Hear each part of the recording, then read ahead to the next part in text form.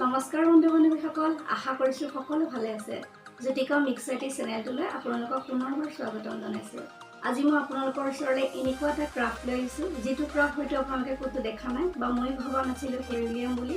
বছৰ বছৰ কিছুমান গছৰ গুটি পৰে আৰু তাতে শুকাই শেষ হৈ যায়। আজি হঠাৎ মই এটা আৱিষ্কাৰ কৰি উলিয়ালোঁ। কি ধৰণৰ কি কৰি উলিয়ালোঁ আপোনালোকে ভিডিঅ'টো অকণো নকটাকৈ চাই থাকিবচোন। তেতিয়া গম পাব মই কি সৃষ্টি কৰি উলিয়ালোঁ। এয়া চাওকচোন, মোৰ হাতত নাহৰৰ গুটি। এই নাহৰৰ গুটি আমি নাহৰৰ গান শুনিছোঁ আৰু নাহৰৰ গুটিৰ পৰা এটা কথা শুনিছিলোঁ যে নাহৰৰ গুটি জ্বলে। এটা সময় যেতিয়া তেল নিদিওঁ মোৰ মাহঁতে কোৱা মোৰ মনত আছে। তেতিয়া সেই সময়ত সেই আন্দোলনৰ সময়ত এই নাহৰৰ গুটিবোৰ জ্বলাই মানুহে পঢ়িছিল বুলি মাহঁতে মোক কয়, তেওঁলোকেও পঢ়িছিল বোলে। কিন্তু তাৰ বাহিৰেও এই গুটিৰ ব্যৱহাৰ মই ক'তো দেখা নাই। আজি হঠাৎ মোৰ মনলৈ অহা কি কৰি উলিয়াইছোঁ আপোনালোকক দেখুৱাম। আগতেও মোৰ ভিডিঅ'ত দেখুৱাইছোঁ ফলৰ পৰা বিভিন্ন ধৰণৰ গছৰ ফলৰ পৰা কি ধৰণৰ পট কৰি উলিয়াইছোঁ, কেনেকুৱা কেইবাটাও ফল দি পেলাই মই পট কৰি আপোনালোকৰ ওচৰলৈ লৈ আহিছোঁ। সেয়া ভিডিঅ' মই আগতে দিছোঁ। আজি এই নাহৰ জোপানো ক'ত আছে অকণমান বাহিৰৰ পৰিৱেশ আপোনালোকক দেখুৱাম আৰু এই গুটিৰ পৰা মই কি কৰি লৈছোঁ হয়তো এই ভিডিঅ'টোত সম্পূৰ্ণ নহ'ব পাৰে। দ্বিতীয় এটা ভিডিঅ' মানে পাৰ্ট 2 কৰি পেলাই মই আপোনালোকক দেখুৱাম, নহ'লে যথেষ্ট দীঘল হৈ যাব। কাৰণ মই ইয়াৰ পৰা বিভিন্ন ধৰণৰ কেইবাটাও কিবা কিবি কৰি উলিয়াইছোঁ। আহকচোন ভিডিঅ'টোৰ মাজলৈ যাম। বন্ধুসকল, এয়া চাওকচোন, এয়া হৈছে নাহৰ গছ, এয়া নাহৰৰ ফুল। এই নাহৰৰ গছ আমাৰ আগফালে আছে, অকণমান দেখুৱাওঁ বলকচোন। এয়া চাওকচোন, নাৰিকলৰ তামোলৰ মাজত সেইজোপা হৈছে নাহৰ গছ। আমি নাহৰ দেখাৰ লগে লগে আমাৰ মনলৈ আহে বহু গীত।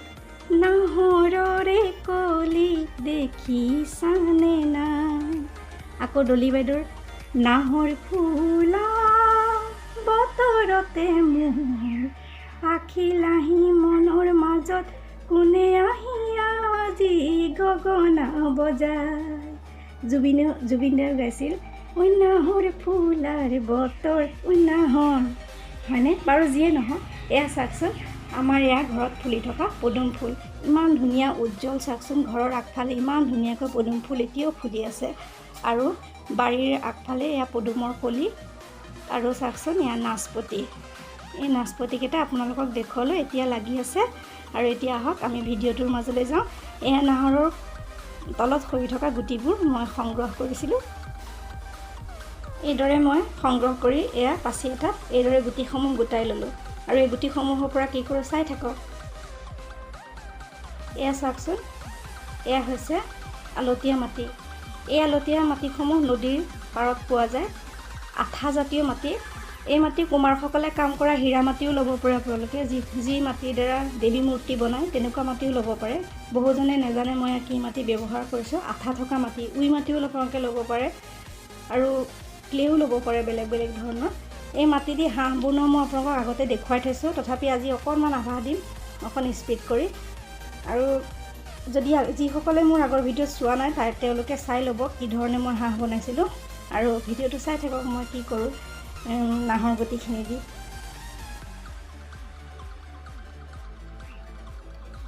এইদৰে মই ধুনীয়াকৈ হাঁহ বনাই আগৰ ভিডিঅ'ত দেখুৱাইছোঁ। মই আজি নাহৰ গুটি দি হাঁহ বনাবলৈকে চেষ্টা কৰিম। এই ধৰণৰ মাটি লৈ পেলাই এই নাহৰ গুটিৰ ওপৰৰ সেই ফাটি যোৱা অংশখিনি এয়া চাওকচোন, এয়া মাটি লৈছোঁ। মাটিখিনি গোলকৈ হাতেৰে মিলাই ইয়াতে আঠাৰ সহায়ত লগাই ল'ম। ভিডিঅ'টো চাই থাকিলে ধুনীয়াকৈ বুজিব মই কি কৰিবলৈ ওলাইছোঁ। এয়া হাঁহৰ মুখৰ দৰে এই ধৰণে বনাই এয়া লগাই ল'লোঁ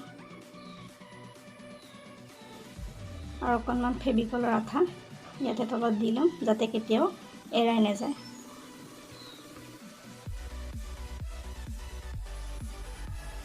এতিয়া চাওকচোন, এই বাহিৰত গছৰ তলত পৰি থকা গুটিসমূহ মই কি ধৰণে কি কৰি উলিয়ালোঁ। এয়া পানীত চৰি থকা হাঁহৰ দৰে ৰূপ লৈছে চাওক। ইয়াতে মই এক্ৰিলিকৰে বগা ৰং ব্ৰাছ এডালৰ সহায়ত এনেকৈ সৰহকৈ বনাই পেলাই দি ল'ম আৰু চাই থাককচোন। চৰাই ঠোঁটখন দিবৰ কাৰণে ৰঙা আৰু হালধীয়া অকণ মিলাই লৈ পেলাই অৰেঞ্জ কালাৰ নিচিনা কৰি এয়া লগাই দিছোঁ। আৰু চকুকেইটা ক'লা ৰং দিব লাগে, সকলোৱে জানে। এই ধৰণে অলপ সৰহকৈ বনাই লৈ মই পানীৰ সৃষ্টি কৰিম আৰু কি ধৰণে হাঁহবোৰ চৰাম চাওকচোন। এতিয়া দেখিলে এখন ঢাকনি দেখুৱালোঁ, সেইখন পেলনীয়া ফিল্টাৰৰ ঢাকনি আৰু এনেকুৱা ধৰণৰ আৰু এখন লৈ পেলাই এয়া বগা চিমেণ্ট অলপ পানীৰ সহায়ত গুলি পেলাই ইয়াতে দি ল'লোঁ। পেলনীয়া এখনো পেলনীয়াই ইয়াতে নীলা ৰং দি পেলাই পানীৰ সৃষ্টি কৰিছোঁ চিমেণ্টত। এতিয়া সেই মই বনাই থোৱা হাঁহসমূহ লগাই দিম যাতে ইয়াত আঠা লাগি ধৰে আৰু পানীৰ নিচিনাকৈ পানীত চৰি থকাৰ নিচিনা লাগে। সম্পূৰ্ণ নিজা চিন্তাধাৰাৰে কৰি উলিয়াইছোঁ। আপোনালোকক কেনেকুৱা লাগিছে মোক জনাবলৈ নাপাহৰিব। এয়া চাওকচোন, এইটো কাঠৰে ওপৰতো যিহেতু গছৰ গুটি আৰু এখন ল'লোঁ। আকৌ ঠিক সেইদৰে আৰু এটা পুখুৰী সৃষ্টি কৰিলোঁ। শুকাই যোৱাৰ পিছত এইবোৰ তাত লাগি ধৰিব আৰু এই ধৰণে আপোনালোকে ধুনীয়াকৈ সজাই থ'ব পাৰিব। চাওক কিমান ধুনীয়া লাগিছে। এতিয়া ইয়াৰ ওপৰতে বাৰ্নিছ অকণমান কৰি দিব পাৰি, তেতিয়া আৰু জিলিকি উঠিব। পানীখিনি আৰু অলপ ৰং দি দিব পাৰি ফিনিচিঙত। এতিয়া চাওকচোন ভিডিঅ'টো। আৰু ইয়াৰ পৰা বিভিন্ন ধৰণৰ বস্তু মই বনাইছোঁ। পিছৰ পৰৱৰ্তী পৰ্যায়ৰ ভিডিঅ'ত আপোনালোকক ভিডিঅ'টো চাই কেনে পালে আৰু ইয়াৰ পৰৱৰ্তী অংশখিনি পিছৰ ভিডিঅ'টোত আপোনালোকে দেখা পাব।